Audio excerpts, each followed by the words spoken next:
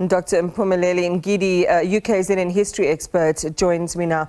What an incredible, historic day. Mphumeleli, welcome to you. What are you feeling, or what have you been feeling, witnessing how the ceremony came together and the stunning sights of AmaButho regiments marching through the streets into the stadium, all the cultural pageantry? Good afternoon to you in studio and the viewers. Thank you very much. The ceremony, I think it was well organized. I'm filled with euphoria. I'm very excited. As a historian, I've only read about the 1971 coronation because we were not able to witness it. But this one, being the first one in a democratic society, in a constitutional democratic South Africa, I think I witnessed what I would say was a truly democratic event in the manner that it was organized, and also how it allowed people to showcase their culture through celebrating the event through wearing izinto abayithandayo, amabutho. They were all over the place. I was at the stadium. I witnessed almost everything. I just left the place. So I think, again, there's nothing better than having somebody who was there to imbibe some of that energy and that atmosphere at a moment many of us may not be likely to witness again in our lifetimes. Talk to us about some of those implements of culture that you saw on display and what their significance is, particularly for South Africans who might not have a clue what certain things mean. Yes, and the significance of the event. We know that the traditional ceremony took place in August, and it was a penultimate event, and this one was a final one, and whereby the president handed over the certificate. In a cultural sense, the event met the demands. As I was at the stadium, people were wearing their cultural regalia, and also the difference here, which I'm also of the insinuation that it stamped the cultural effect, was that the king here in the event was wearing his traditional attire. In 1971, the king was the late King kaZwelithini was wearing during the ceremony, was wearing that British mantle, and then he only changed after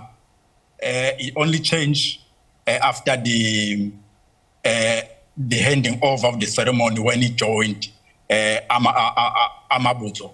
And also, the exchanges here, there were also gifts provided to the king, and also the landmark decision was also when the king presented the lion skin to umntwana wakaPhindangene.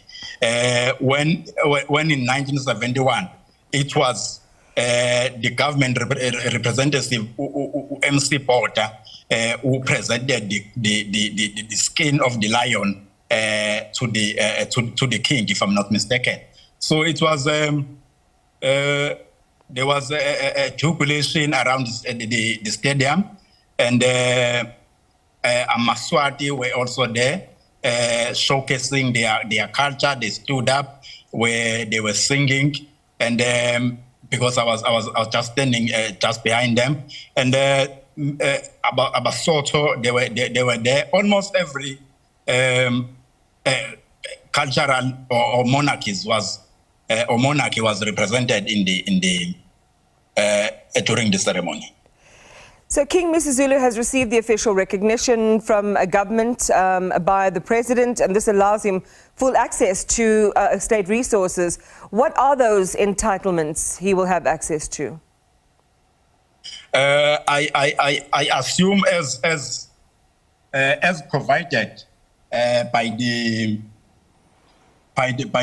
Khoisan and Traditional Leadership Act 3 of 2019. Is that the king assumes, when he assumes the power, he have been recognized and been afforded powers to act as a king.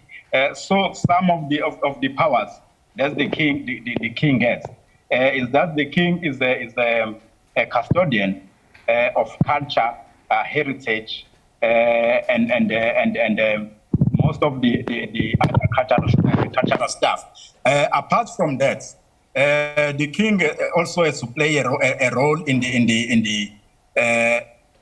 the social calamities faced by the province. We need to hear his voice. We have heard him at Umkhosi Umhlanga and other events talking about the social calamities, including the alcoholism amongst the young children. So the king has to act against any other form of which is does not form part of the bonimores of the society. So he does have the voice over his people to behave, and also he have to act in socio-economic factors affecting the province, the people in the province. Right. Yes. So the king also emphasized the unity of the Zulu nation. How did you see that in action today, and what does it mean for the future? The king has always maintained and wanted people to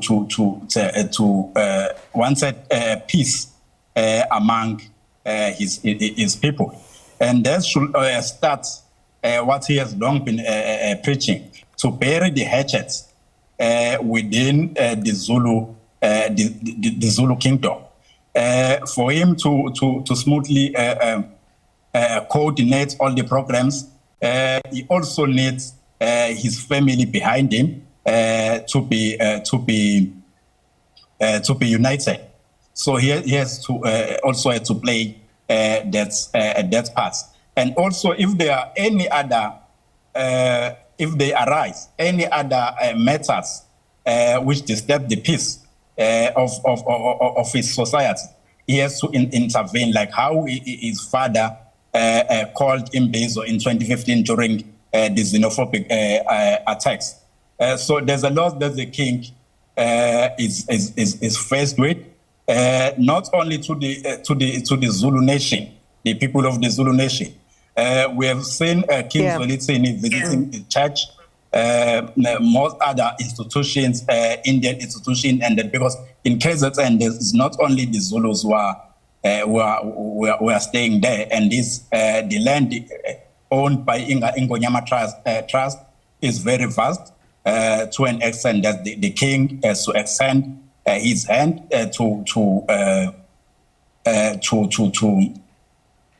to maintain peace in the province.